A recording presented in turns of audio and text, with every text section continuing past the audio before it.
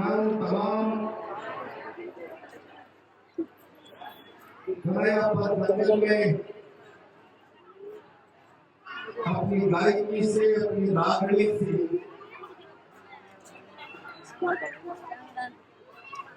इस जन समुदाय को रूबरू कराने के लिए उनको साधुवाद देता हूँ, उनका आभार व्यक्त करता हूँ।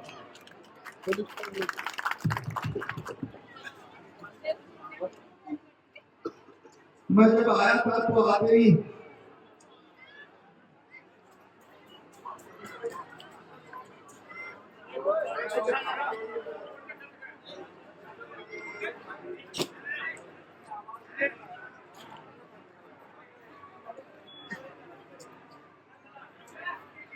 रागड़ी के लोग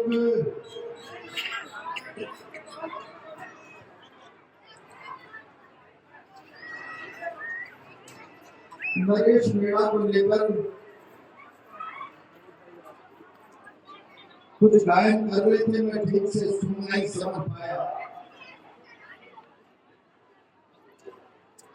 और मैंने पूछा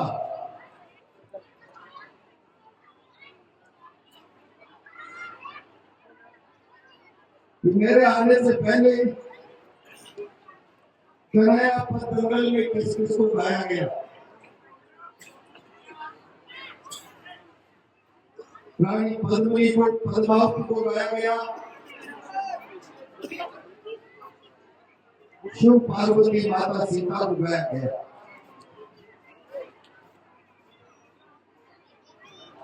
और इसलिए मैं आज इस मंच से कह रहा हूं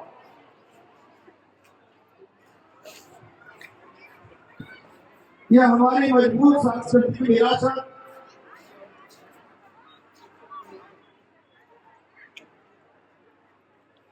आदि अनादिकाल से चली आ रही हमारी संस्कृति के साथ हमको जोड़ रखती है।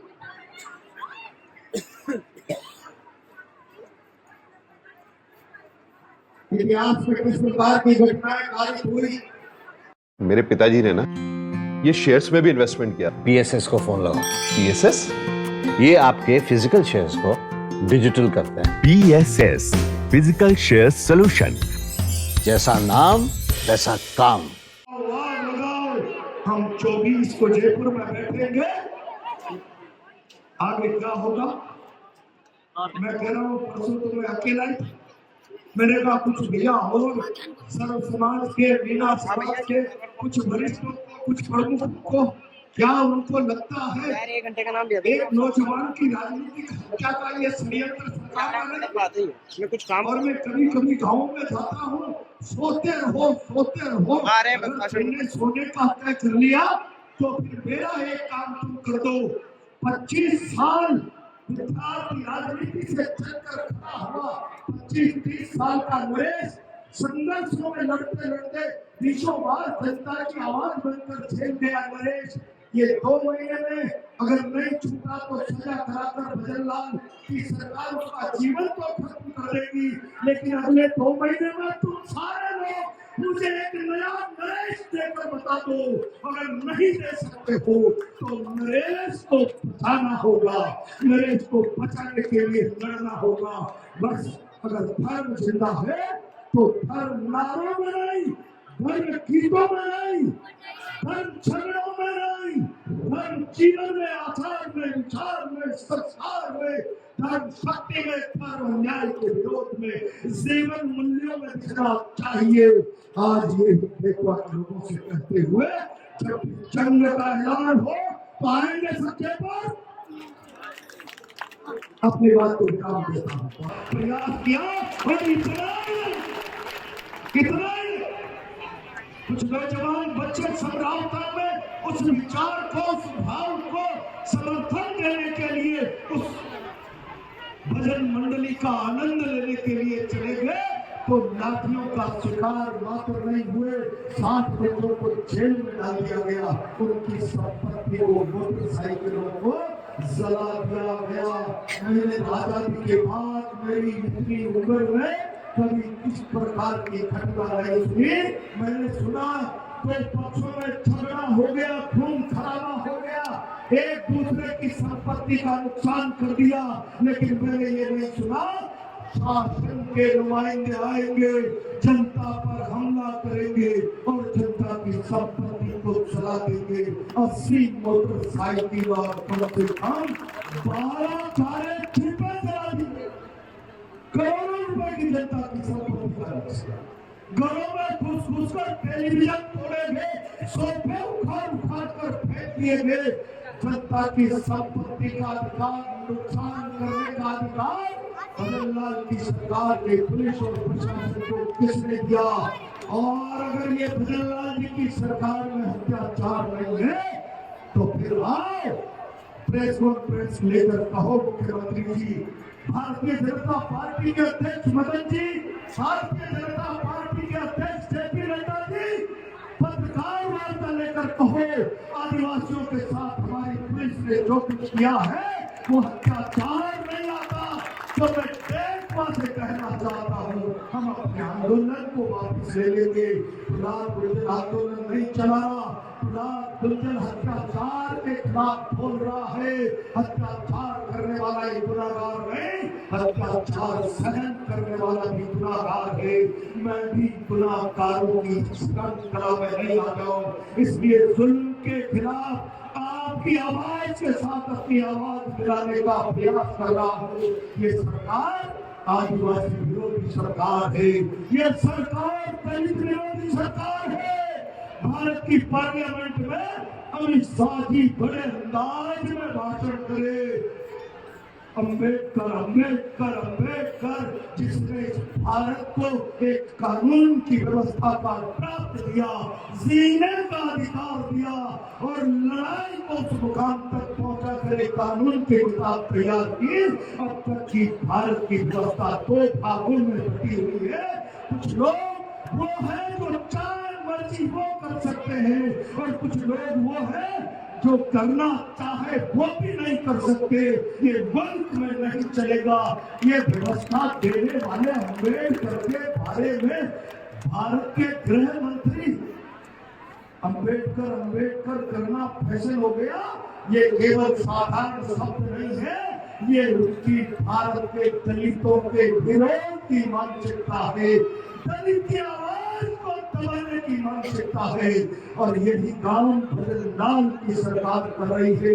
मित्रों, अगर आप सोते रहे जागे नहीं तो एक नौजवान नेता की हत्या हो जाएगी। भजनलाल की सरकार चाहती है नरेश मीणा जेल से नहीं निकले और राजस्थान हाई कोर्ट में नरेश मीणा की जमानत नहीं होनी चाहिए। ताली बजाने का सवाल नहीं है, नरेश मीणा की जमानत नहीं होनी चाहिए। इसके लिए सरकार ने स्पेशल डबल एसी खड़ा कर दिया। जाओ और कोर्ट के सामने पैरवी करो, नरेश की जमानत नहीं होनी चाहिए। मैं बहुत सरकारी से आज आदिवासी किसानों से कहना चाहता हूँ, देश की व्यवस्था कायरों के हाथ में है। वो इस व्यवस्था का हिस्सा किसान वर्ग को बनने नहीं देना चाहते और जब तक किसान व्यवस्था का हिस्सा बनने की हक की लड़ाई की बात करता है। अभी पद्मावती को आप लोगों ने रानी पत्नी को गाया, ये पत्थर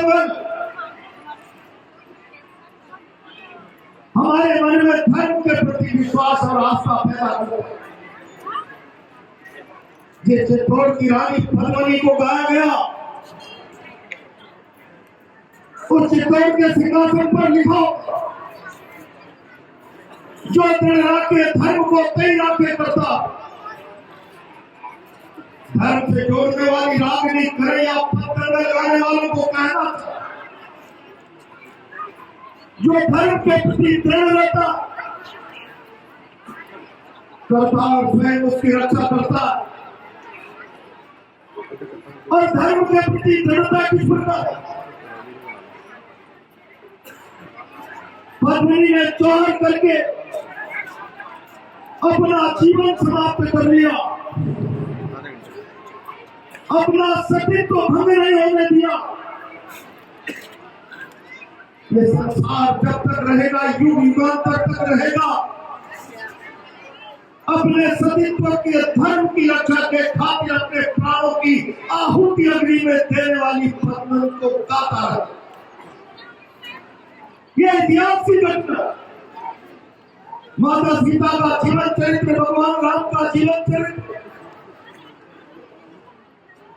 या हमारी संस्कृति में जो आदि पुरुष पैदा उनकी कर्म साधना और उनका आचार विचार हमारा मार्गदर्शन करता है। मैं ये बात इसलिए कह रहा हूं, रागनी को केवल आनंद के रूप में मत देखो। अगर ये कंगन धन से जोड़ता है तो जोड़ता नहीं,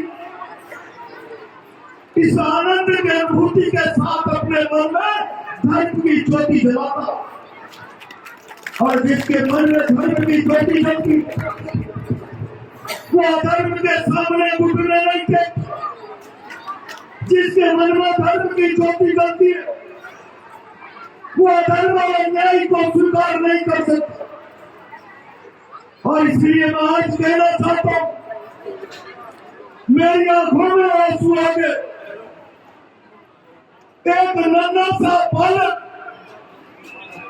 इस समुदाय के सामने आकर अपने पिता के जीवन की भीख मांगा, अपने पिता पर बढ़ने वाले जीवन के खतरे को लेकर एक नन्हा बालक आपके सामने छोड़ी फैला।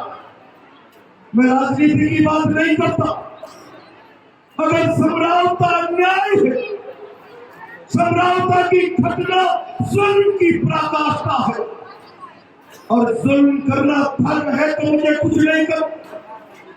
अगर जुल्म अधर्म की सीमा में आता, हत्याचार अन्याय अधर्म की सीमा में आता, आज बदकंगन से मन में धर्म की ज्योति जलाने वालों से कहना चाहता हूं, इस धर्म की लड़ाई में लड़ने का मन आपको बनाना पड़ेगा। कोई यूं ही नहीं गया था, पद्मिनी अपने सीन और सतीत्व को बचाने के लिए भागकर चली जाती, छुप जाती, जौहर कर लिया। कोई यूं ही नहीं भगवान राम को गाता, दुनिया के सबसे ताकतवर हत्याचारी अन्याय, जिसने देवताओं इंद्र तक को भी अधीन कर लिया, उसके हत्याचारों से मुक्ति के लिए धर्म का दंड उठाया।